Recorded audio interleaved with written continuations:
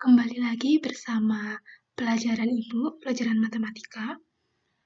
Jadi pada kesempatan hari ini, Ibu akan melanjutkan pembelajaran mengenai himpunan, yang mana pada topik pembelajaran hari ini itu mengenai diagram Venn. Kira-kira diagram Venn itu seperti apa? Mari kita simak bersama-sama.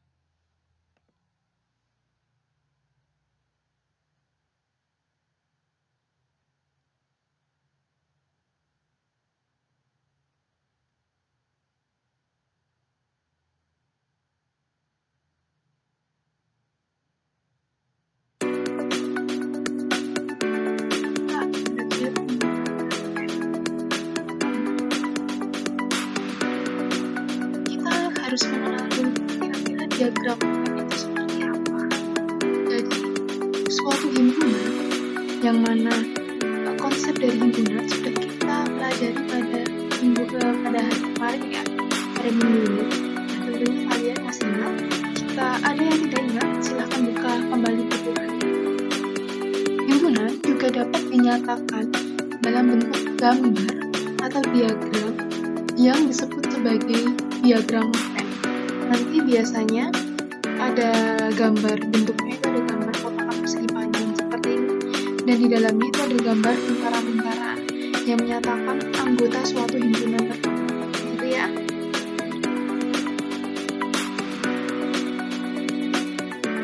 Kemudian, bagaimana cara membuat diagram Venn? Dalam membuat diagram Venn, terdapat beberapa hal yang perlu kita perhatikan. Yang pertama, kita harus memperhatikan himpunan semesta. Nah, himpunan semesta kemarin sudah kita pelajari ya. Nah, himpunan semesta ini dilambangkan dengan S besar, digambarkan sebagai persegi panjang dan huruf S yang diletakkan di sudut kiri atas. Jadi nanti ketika kalian menggambar diagram Venn, himpunan semestanya dilambangkan dengan S diletakkan di pojok kiri atas. Nanti akan Ibu lihat. Kemudian yang kedua, itu adalah setiap himpunan yang ada dalam himpunan semesta ditunjukkan oleh kurva tertutup yang sederhana, atau biasanya itu dibuat lingkaran-lingkaran seperti itu. Kemudian yang ketiga, setiap anggota himpunan ditunjukkan dengan titik. Jadi kan himpunan itu mesti ada yang memiliki anggota himpunan dan ada yang tidak memiliki anggota himpunan. Yang tidak memiliki anggota himpunan disebut dengan himpunan kosong ya kemarin. Nah, bagi himpunan yang memiliki anggota himpunan, jika nanti akan digambarkan di diagram Venn, anggota-anggotanya itu harus dengan menggunakan titik. Nanti akan Ibu perlihatkan. Nah, sembari kalian melihat video ini, kalian juga dapat membuka paket halaman 126 dan sampai dengan 127. Di situ nanti ada berbagai macam gambar-gambar dari diagram Venn supaya kalian lebih paham lagi. Kita lanjutkan. Nah, seperti ini maksudnya yang Ibu jelaskan tadi. Jadi himpunan semesta itu letaknya di pojok kiri atas, biasanya dilambangkan, bukan biasanya ya, dilambangkan dengan huruf S besar, kemudian diberikan tanda persegi atau bentuk persegi seperti ini. Nah, ini melambangkan himpunan A dan himpunan B ini berada dalam himpunan semesta ini. Nah, yang putih-putih ini adalah lingkupan dari himpunan semesta. Nah, contoh di soal ketika kita akan menggambarkan diagram Venn dengan soal seperti ini.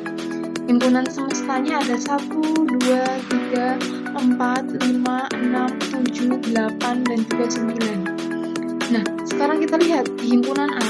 Di himpunan A ini ada 1, 2, 3. Nah, himpunan A itu di sini ya. Nah, berarti kenapa kok himpunan A ini terletak di dalam semesta? Karena 1, 2, dan 3 itu termasuk bagian dari himpunan semesta. Begitu ya, kemarin sudah Ibu jelaskan dalam himpunan bagian. Maaf, himpunan bagian baru akan kita pelajari nanti. Tapi di sini sebagai gambarannya saja, 1, 2, dan juga 3 itu masuk di dalam himpunan semesta. Ya. Nah, karena 1, 2, dan 3 ini masuk di dalam himpunan semesta, maka dia berada di dalam kotak persegi panjang dari himpunan semesta ini. Begitu juga himpunan yang B. Himpunan yang B itu ada 4, 5, dan juga 6. 4, 5, dan juga 6 diletakkan di dalam sini. Nah, gambarnya seperti ini. Ini ada himpunan A, ini ada himpunan B. Ternyata ada anggota himpunan semesta yang tidak masuk di kedua himpunan tersebut. Tidak masuk di himpunan A dan tidak masuk di himpunan B. Tapi dia termasuk anggota himpunan semesta. Berarti dia ditaruh di luar. Jadi 7, 8, dan juga 9 ditaruh di luar. Dia termasuk himpunan semesta, tapi dia tidak termasuk di himpunan A maupun di himpunan B. Dan anggota-anggota himpunan itu diberi tanda titik di depan, seperti yang Ibu bilang. Sampai sini paham? Jika sudah, Ibu lanjutkan. Nah, begitu pula untuk gambar yang berikutnya. Nah, di sini ada himpunan semesta dari 1 sampai dengan 9, gitu ya.